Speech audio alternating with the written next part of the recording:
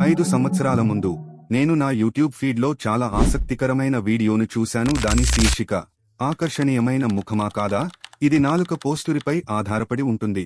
ఉత్సుకతతో నేను ఆ వీడియోపై క్లిక్ చేశాను మరియు ఇది ఇలా ప్రారంభమైంది. మీ ముఖం యొక్క నిర్మాణం 100% జన్యువులపైనే నిర్ణయించబడుతుందా, లేదా మీరు శస్త్రచికిత్స లేకుండా ఒక వ్యక్తి యొక్క ముఖం యొక్క ఎముక షేప్ని మార్చగలమా? ఇది జన్యువుల పని అయితే 10 సంవత్సరాల వయస్సు వరకు అందంగా కనిపించేలా చేయడానికి ఎందుకు పనిచేశాయి, కానీ ఆ తర్వాత ఎందుకు ఆగిపోయాయి? మాక్సిల్లా పై నోటి యొక్క ఎముక అనేక కుట్లు ద్వారా కపాలం మరియు ముఖానికి అనుసంధానించబడి ఉంటుంది, మరియు ఆసక్తికరమైన భాగం ఏమిటంటే ఈ కుట్లు కలిసి ఉండవు. పెద్దవారిలో కూడా కుట్లు వద్ద కొత్త ఎముకను తయారు చేయవచ్చు. సింపుల్ గా చెప్పాలంటే, మీరు మీ నోటి పైకప్పుపై మీ నాలుకను ఉంచితే మీ ముఖం ఇలా ముందుకు పెరుగుతుంది, మరియు మీరు మీ నోటి పైకప్పుపై మీ నాలుకను ఉంచకపోతే మరియు మీరు ముక్కుకు బదులుగా నోరు ద్వారా శ్వాస తీసుకుంటే అప్పుడు మీ ముఖం ఇలా నిలువుగా పెరుగుతుంది. అంతేకాకుండా మీ నోటి పైకప్పుపై మీ నాలుకను కలిగి ఉండటం మరియు బలమైన నమలడం కండరాలను కలిగి ఉండటం వలన వంకరగా ఉన్న దంతాలు ఇరుకైన అంగిలిని నిరోధించి మరియు నిటారుగా దంతాలు పొందడానికి ఇది సహాయపడుతుందని కూడా అతను వివరించాడు. ఆ వీడియో చూసిన వెంటనే మ్యూయింగ్ చేయడం మొదలుపెట్టాను. ఆ వీడియోలో మరియు ఆన్లైన్లో నేను చూసిన బిఫోర్ అండ్ ఆఫ్టర్ ట్రాన్స్ఫార్మేషన్స్ నన్ను మరింత ఉత్తేజపరిచాయి మరియు ఒక రోజు నేను కూడా ఈ రకమైన ఫలితాలను పొందుతానని అనుకున్నాను. నెలలు గడిచే కొద్దీ నేను అద్దంలో చూసుకున్న ప్రతిసారీ నా ముఖంలో కొన్ని మార్పులు గమనించడం ప్రారంభించాను. రోజురోజుకు నా బుగ్గలు బోలుగా మారుతున్నాయని, నా చెంప ఎముకలు బయటకు వస్తున్నాయని మరియు నా దవడ గతంలో కంటే బలంగా నిర్వచించబడిందని నేను భావించాను. ఆ సమయంలో నేను అనుకున్నాను, ఈ ట్రాన్స్ఫార్మేషన్ ను డాక్యుమెంట్ చేసి ఆన్లైన్లో ఎందుకు అప్లోడ్ చేయకూడదని. కాబట్టి నేను ప్రతిరోజు చిత్రాలు తీయడం ప్రారంభించాను. ఇప్పుడు నేను మెవింగ్ ప్రారంభించి 5 సంవత్సరాలు అయ్యింది మరియు అది పని చేయలేదు. పాస్ చేస్తూ తేడాలని గమనించండి. ఇక్కడ చిత్రాలు, ఒకటి దాదాపు 2 సంవత్సరాల క్రితం, మరొకటి ఇటీవల తీసినవి. అలాగే ముందు ప్రొఫైల్ను పరిశీలించండి. బైట్ మరియు దంతాల గురించి ఏమిటి? మీరు నా దవడ మరియు దంతాలలో ఏవైనా మార్పులను గమనించారా? చాలా మంది దంతాలు మరియు బైట్ గురించి సరిగ్గా జవాబు ఇవ్వగలరు, ఎందుకంటే తేడా 0. ఇప్పుడు ఈ ఫోటోల విషయానికి వస్తే మీలో కొందరు అవును అని సమాధానం ఇస్తారు. అయితే ముందుగా బాక్ గ్రౌండ్ తీసివేసి మరింత దగ్గరగా చూద్దాం. ఏమీ మారలేదు. అలాగే దాదాపు 3 సంవత్సరాల తేడా ఉన్న ఈ 2 చిత్రాలను ఒకసారి చూడండి. ఇప్పుడు ఈసారి చాలా మంది అవుననే అనవచ్చు, కానీ జాగ్రత్తగా గమనించండి, ఏమీ తేడా లేదు. ఇప్పటికీ మీరు నన్ను నమ్మడం లేదా? అయితే ఇది చూడండి.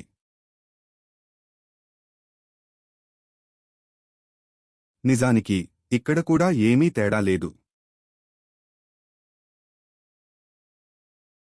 దురదృష్టవశాత్తు నేను ప్రతిరోజూ తీసిన 1.5 సంవత్సరాలకు పైగా చిత్రాలు పోయాయి, కాని లక్కీగా మరొక మొబైల్లో 2 ఫోటోలు కనపడ్డాయి. అవి మీరు ఇప్పటికే చూసిన 2 ఫ్రంట్ ప్రొఫైల్ ఫోటోస్. కానీ నేను టైంలాప్స్ చేస్తున్నప్పుడు నా దవడ మారుతుందా లేదా అని నేను చూసుకునేవాడిని. నన్ను నమ్మండి, ఆ చిత్రాల మధ్య కూడా తేడా ఏమీ లేదు. టైంలాప్స్ చేయాలనే ఆలోచన కన్నా ముందు కూడా నేను ప్రతి 2 నుండి 3 నెలలకు 1 లేదా 2 ఫోటోలు తీసుకుంటూ ఉండేవాడిని. అక్కడ కూడా డిఫరెన్స్ శూన్యం. సరే, టాపిక్కి వద్దాం. నా దవడలో ఎలాంటి మార్పులు జరగనప్పటికీ ఫోటోస్లో మధ్య డిఫరెన్స్ ఎందుకు కనిపిస్తున్నాయి? ఇది నా విషయంలో మాత్రమే జరగడం లేదు. మీరు ఆన్లైన్లో చూసిన ప్రతి మెవింగ్ ట్రాన్స్ఫర్మేషన్లోనూ ఇలాగే జరుగుతోంది. నమ్మకం కలగట్లేదా? సరే, కొన్ని ఉదాహరణలను చూద్దాం. ఈ ట్రాన్స్ఫర్మేషన్ను చూడండి. అతని దవడ నిజంగా పెరిగిందని మీరు అనుకుంటున్నారా? అయితే ఇప్పుడు అతని నుదిటి యాంగిల్ను మ్యాచ్ చేద్దాం. మెవింగ్ చేసేటప్పుడు శ్వాస తీసుకోవడంలో ఇబ్బంది కారణంగా చాలా మంది వ్యక్తులు తమ గడ్డం పైకి లేపుతున్నారు మరియు తరువాతి చిత్రాలలో వారు తెలియకుండానే తమ గడ్డాన్ని పైకి లేపుతున్నారు. ఇప్పుడు ఈ ట్రాన్స్ఫర్మేషన్ను చూడండి. ఈ ట్రాన్స్ఫర్మేషన్ నిజమని మీరు అనుకుంటున్నారా? మీరు బాగా చూసినట్లయితే ముందు చిత్రంలో తల కెమెరాకు అటువైపు తల తిప్పుతారు, తరువాత చిత్రంలో ఇటువైపు తల తిప్పుతారు. లైటింగ్ కూడా మిమ్మల్ని ఇన్స్టెంట్గా డిఫరెంట్గా కనపడేలా చేస్తుంది. ఈ చిత్రాలలో నా దవడ భిన్నంగా ఉందని మీరు ఎందుకు అనుకున్నారో మీకు తెలుసా? మీరు ముందు చిత్రాన్ని జాగ్రత్తగా పరిశీలిస్తే నా దవడల చుట్టూ నీడలు ఉన్నాయి. అది నా దవడ నిజానికి ఉన్నదానికంటే సన్నగా కనపడేలా చేసింది. మరియు కొన్ని బరువు తగ్గడం లేదా కొవ్వు తగ్గడం వల్ల మాత్రమే. మరికొన్ని కెమెరా ఫోకల్ లెంగ్త్ కారణంగా. సరే, ఇప్పుడు మీరు ఆన్లైన్లో చూసిన ట్రాన్స్ఫర్మేషన్లు నిజం కాదని మీకు తెలుసు. అయితే ఎందుకు ఇలా జరుగుతోంది? కారణం కాగ్నిటివ్ బయాస్. మనము దవడ పెరుగుదలపై చాలా ఉత్సాహంగా ఫోకస్డ్గా ఉన్నాము, దానివల్ల ఇతర విషయాలపై తక్కువ శ్రద్ధ చూపుతున్నాము. అందుకే కాగ్నిటివ్ బయాస్ జరుగుతోంది. అలాగే ఇప్పుడు కొన్ని సెకన్లు ఆలోచిద్దాం. నేను మెవింగ్ చేయడం ప్రారంభించినప్పుడు నాకు 28 పళ్ళు మాత్రమే ఉన్నాయి. టీనేజ్ చివరిలో కనిపించే 4 అదనపు దంతాలు సహజంగా పెరిగితే, అంటే జ్ఞాన దంతాలు, నా దవడ పెరిగే ఛాన్స్ కూడా ఉంది కదా. ఇప్పుడు ఆలోచించండి, ఒక వ్యక్తి మ్యూవింగ్ చేస్తున్నప్పుడు అతని దవడ పెరిగితే, అతను మెవింగ్ చేయడం వల్ల కాకపోవచ్చు, సహజంగా పెరిగిన అదనపు దంతాల వల్ల కావచ్చు. ఇప్పుడు ఆ వ్యక్తి ఇదంతా మెవింగ్ వల్లనే అని చెబితే? సరే, ఇప్పుడు మనకు దంతాల గురించి తెలిసింది, కానీ హార్మోన్ల గురించి ఏమిటి? జీన్స్ గురించి ఏమిటి? మరి మనకు తెలియని విషయాలేంటి?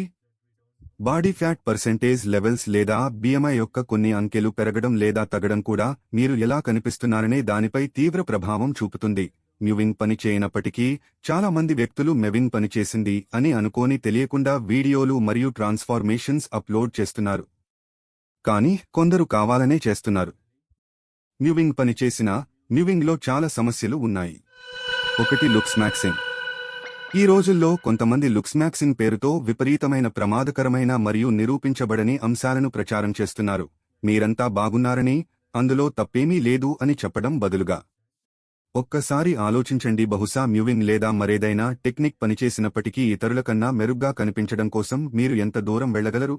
ఈ రోజుల్లో కొంతమంది అంటారు దవడలు వెడల్పుగా మరియు బలంగా ఉంటే మీరు అట్రాక్టివ్ అని. ఇది నిజమైతే చాలా మంది కొరియన్లు తమ దవడ ఎముకలను శస్త్రచికిత్స ద్వారా ఎందుకు షేవింగ్ చేస్తున్నారు? ఇంకొందరు వ్యక్తులంటారు సిమ్మెట్రికల్ ముఖం కలిగి ఉండటం మిమ్మల్ని ఆకర్షణీయంగా మారుస్తుందని. అలా అయితే చాలా మంది సెలబ్రిటీలు లేదా అసిమ్మెట్రికల్ ముఖం కలిగిన కొందరు వ్యక్తులు అందంగా ఎందుకు కనిపిస్తారు? అందం గోల్డెన్ రేషియోలో ఉంటుందని కూడా కొందరు వాదిస్తున్నారు. అది కూడా నిజం కాదని నా అభిప్రాయం. బహుశా అది సిమిలారిటీలో లేదా వాస్తవానికి చూసేవారి దృష్టిలో ఉందా? 2. ఎవల్యూషన్. ఒక హైపోథెసిస్ ఏంటంటే మనుషులకు చిన్న మరియు బలహీనమైన దవడ కండరాలను కలిగి ఉండడానికి కారణం MYH16 అనే జన్యువులోని ఒక మ్యూటేషన్ అని. అది బలహీనమైన కాటుకు దారితీస్తుంది, కాని ఇది మన మెదడు పెద్దదిగా పెరగడానికి కూడా సహాయపడింది. మన పూర్వీకులు నమలడానికి కష్టతరమైన పచ్చి మాంసాన్ని తినడం నుండి వంట మరియు వ్యవసాయం నుండి మెత్తని ఆహారాన్ని తినడానికి చేసిన మార్పు కూడా ఆ మ్యూటేషన్కు కారణం కావచ్చు. ఎందుకంటే మనం మన కండరాలను వాటి సామర్థ్యానికి ఉపయోగించకపోతే అవి చిన్నవిగా లేదా క్షీణించబడతాయి. జీన్స్ వల్ల కొన్ని మారుతాయి, కాని ఏమైనా చేస్తే జీన్స్ మారవు అని శాస్త్రవేత్తలు సూచిస్తున్నారు. మన పూర్వీకులు ఇంత శక్తివంతమైన మెదడును కలిగి ఉండటానికి చాలా కాలం పాటు అభివృద్ధి చెందారు. మనం మళ్లీ వ్యతిరేకం చేయడానికి ప్రయత్నిస్తున్నాము. ఇది ఫన్నీగా అనిపిస్తుంది కదా? కాబట్టి మీరు మెరుగ్గా కనిపించడం కోసం మీ తెలివితేటలను వ్యాపారం చేస్తారా? నేను ఈ వీడియోను ముగించే ముందు నేను కొన్ని విషయాలను సూచించాలనుకుంటున్నాను. సాధారణ మ్యూవింగ్ పనిచేయదు, కాబట్టి మీరు మ్యూవింగ్ ఆపేయాలా? నిజం చెప్పాలంటే నాకు సమాధానం తెలియదు, కానీ ముక్కు శ్వాస సాధారణంగా నోటి శ్వాస కంటే చాలా ఉత్తమంగా పరిగణించబడుతుంది. అలాగే ఇలా ఆలోచించండి, నేను మ్యూవింగ్ చేసి ఉండకపోయింటే నా ముఖం మరింత దిగజారిపోయి ఉండేదా? నాకు తెలియదు. ఇది పనిచేసినప్పటికీ, మీరు దీన్ని 10 సంవత్సరాలు చేసినప్పటికీ సాధారణ మ్యూవింగ్ ఫలితాలను గమనించడం కష్టంగా ఉంటుందని నేను భావిస్తున్నాను. కానీ 2 థింగ్స్ పనిచేసే ఛాన్స్ ఉందని నేను అనుకుంటున్నాను, కానీ గ్యారెంటీ ఇవ్వలేను. 1. చింటక్తో హార్డ్ మెవింగ్. మెవింగ్ పని చేయకపోవడానికి కారణం మనం నోటి పైకప్పు మీద నాలుకను ఉంచడం మరియు అది ఏదో ఒక విధంగా పనిచేస్తుందిలే అని ఆలోచించడమే. కానీ మళ్లీ ఆలోచించండి, అంగిలి ఎక్స్పాండర్ ఎగువ దవడను ఎలా విస్తృతం చేస్తుంది? ఆర్థోడాంటిస్టులు దానిని రోగి నోటిలో పెడితే అది ఏదో ఒక మాయాజాలంలా పనిచేస్తుందని భావించరు. వారు క్రమంగా కీని మారుస్తారు. ఇది కాలక్రమేణాపై దవడపై ఉంచబడిన శక్తిలో క్రమంగా పెరుగుదలకు దారితీస్తుంది మరియు తద్వారా అంగిలిని విస్తరిస్తుంది. ఇప్పుడు సాధారణ మెవింగ్ గురించి ఆలోచించండి. మనం నోటి పైకప్పుపై నాలుకను ఉంచుతాము, అంటే ప్రతిసారీ అదే మొత్తంలో శక్తి ఉంటుంది మరియు మనం కూడా తెలియకుండానే మన దవడను పైకి లేపి బాగా ఊపిరి పీల్చుకోవడానికి మనం తలను ముందుకు కదిలిస్తాము. ఆ సమస్యలను పరిష్కరించడానికి మీరు దీన్ని చేయవచ్చు. మనం మామూలుగా మ్యూవింగ్ చేసినట్లుగా నవ్వుతూ దంతాలు కాంటాక్టులో ఎన్జీ శబ్దాన్ని చెప్పండి మరియు మీ నోటి పైకప్పుపై మీ నాలుక బిగుతుగా అనిపించేంతవరకు కొన్నిసార్లు లాలాజలం మింగడానికి ప్రయత్నించండి. ఇప్పుడు ఒక గోడ పక్కన నిలబడి చింటక్ చేయండి. చింటక్ చేస్తున్నప్పుడు మీ మెడ మరియు గోడ మధ్య డిస్టెన్స్ తగ్గించడానికి ప్రయత్నించండి. మీ నాలుక ఒక 100 సెకన్ల పాటు ఎంత శక్తితో ఉందో అంత శక్తితో మీ నోటి పైకప్పుపై మీ నాలుకతో నెట్టడానికి ప్రయత్నించండి. మీ నాలుక మండుతున్న అనుభూతిని మీరు అనుభవిస్తే పర్వాలేదు, ఒకేసారిగానే ఒక 100 సెకన్లు పూర్తి కాకపోతే 2-3 సార్లుగా చేయండి. నెక్స్ట్ దవడల శక్తిని పెంచడం. సరిగ్గా. నిజానికి చాలా మంది ఇది చేస్తున్నారు, కానీ తప్పు మార్గంలో. మీ నమలడం కండరాలు పెరగాలంటే మీరు రోజుకు 1 లేదా 2 గంటలు నమలాలని చాలా మంది సూచిస్తున్నారు. అయినప్పటికీ ఇంత ఎక్కువ కాలం నమలడం నేను సిఫార్సు చేయను.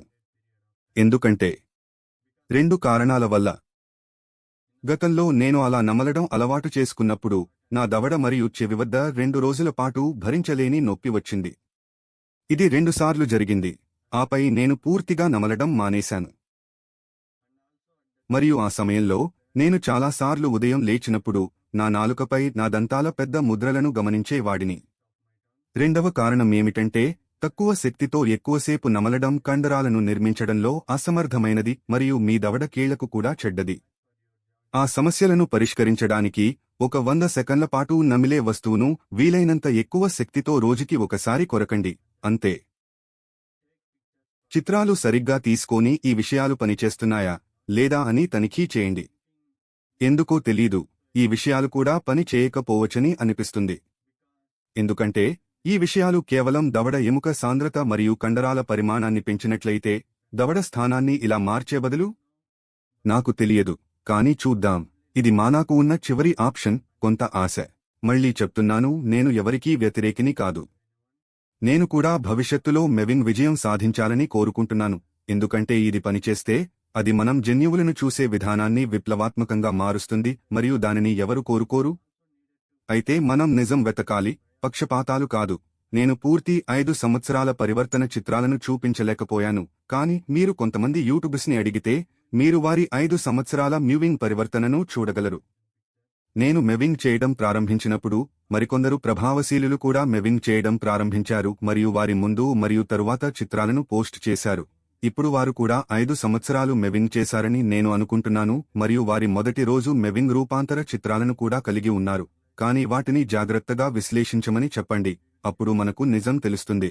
డాక్టర్ మైక్ మ్యూ కూడా దీని గురించి ప్రజలతో మాట్లాడాలని నేను భావిస్తున్నాను మరియు మెవింగ్పై ఆసక్తి ఉన్న వ్యక్తులతో స్వయంగా అధ్యయనం చేసి కనీసం కొన్ని సంవత్సరాల పాటు వీడియోలో డాక్యుమెంట్ చేయాలి, ఎందుకంటే మెవింగ్ నుండి నిజమైన ఫలితాలను ఎవరూ చూడకపోతే భవిష్యత్తులో ముఖ పునర్నిర్మాణ సాంకేతికత కంటే మెవింగ్ ఒక మీమ్గా మారుతుంది. ఈ విషయాలను నేను స్వయంగా ప్రయత్నించడాన్ని మీరు చూడాలనుకుంటే కామెంట్స్లో నాకు తెలియజేయండి. అప్పటి వరకు.